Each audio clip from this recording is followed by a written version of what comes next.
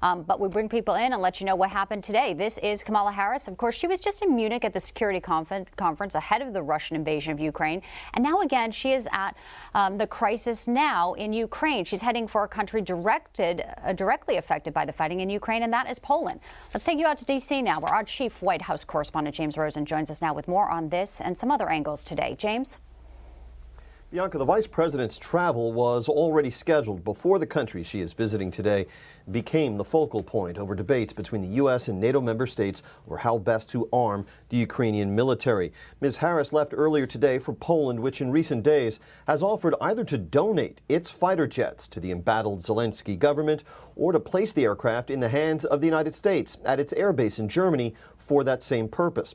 But the Biden administration, which was surprised by the idea, has balked, raising concerns that any movement of the planes through NATO bases could lead President Putin and the Russian military to declare the aircraft enemy combatants, a scenario that would bring the world a step closer to a widening of the war. A successful resolution of the issue in Warsaw in these next few days would mark a significant foreign policy achievement for the vice president. Another front on which the Biden administration has expressed concerns about a widening of the war is cyberspace. The Russians are well known for their offensive cyber operations targeting critical infrastructure, some authorized by the Kremlin, some not. At the House Intelligence Committee yesterday, the director of the FBI explained to lawmakers the dangers of the so-called spillover effect.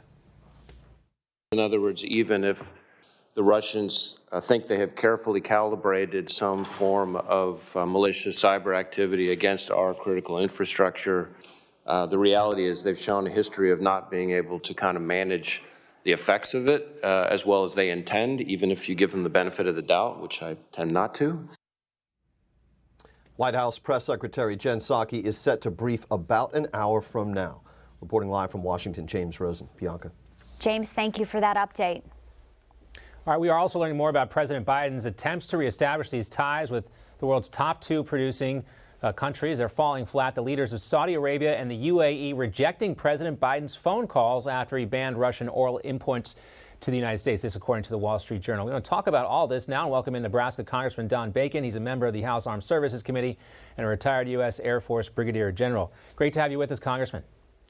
Thank you. Thanks for having me back on. And thanks for being patient with us. We wanted to check in and see what the Secretary of State was saying. And I don't know if you could hear him or not, but, you know, we understand the complications here. Obviously, no one wants to get into World War III, but are we doing enough to support Ukraine? It seems like they're always kind of reactive and not proactive.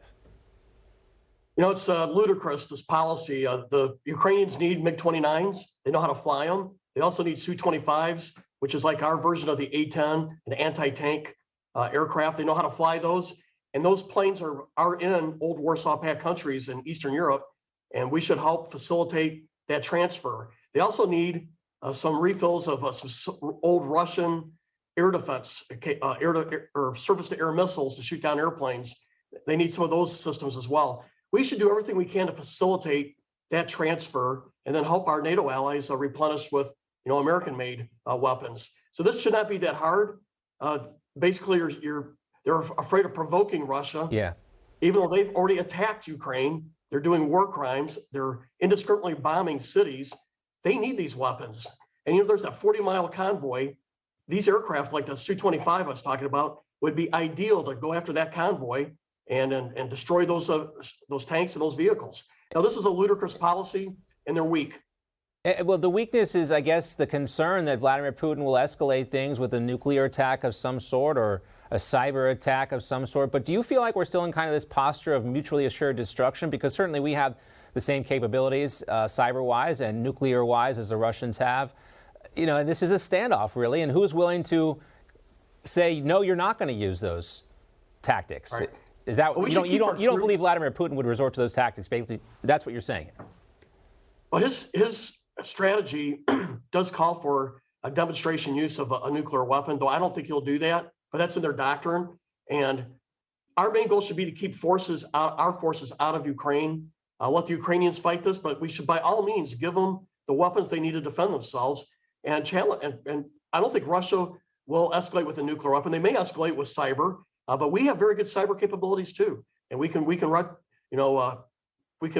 do retribution if they go after us on cyber. And we have a huge nuclear stockpile. I do not think they're going to initiate a nuclear attack on us by providing weapons to Ukraine. And but we don't want to get into World War III. We should keep our forces out of Ukraine. We all agree. I mean, that's one thing that the American public seem to agree pretty roundly on. Nobody wants to see boots on the ground in Ukraine, but of course you can't have a no-fly zone without boots on the ground. Right. A lot of things to consider there. One real quick question. We are out of time, unfortunately, but I wanted to ask you, I mean, what is this with Saudi Arabia is not picking up the phone when President Biden calls? What is that? Well, Joe Biden has treated many of our Arab allies rudely, UAE in particular. He's really burned some bridges there. He has a bit of a more of a pro-Iran outlook, and that also undermines us with the Saudis and the United Arab Emirates and Qatar and other countries like that.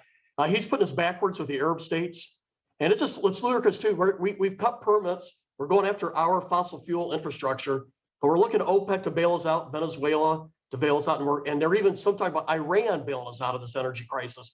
This is an energy policy failure by Joe Biden and his team. Yeah. That's one way of putting it. And everyone, of course, feels that every time they go to the gas pump. Right. Congressman, great to see you. Thanks so much. Thank you.